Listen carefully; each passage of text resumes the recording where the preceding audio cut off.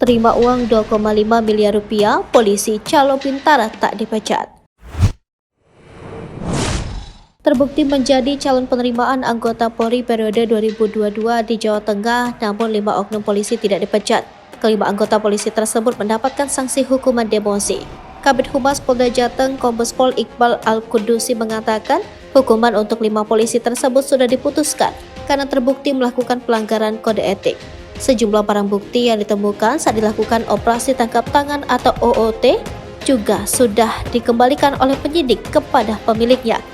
Kelima pelaku mendapatkan hukuman berbeda-beda. Untuk 3 pelaku berinisial Kompol AR, Kompol KN, dan AKP CS mendapatkan hukuman administrasi berupa mutasi. Sementara untuk Bribka Z dan Bribka D mendapatkan sanksi untuk meminta maaf dan juga dilakukan penempatan di tempat khusus atau dikandangkan. 5 oknum polisi ini terbukti menjadi calo dari hasil operasi tangkap tangan dengan sejumlah uang sebagai barang bukti. Mereka menerima uang dengan jumlah yang bervariasi dan sudah dikembalikan kepada pemiliknya. Dia menjelaskan OTT dilakukan sebelum adanya pengumuman Bintara Polri di tahun 2022. Untuk itu nama-nama yang memberikan uang kepada oknum polisi tak ada masuk ke instansi kepolisian.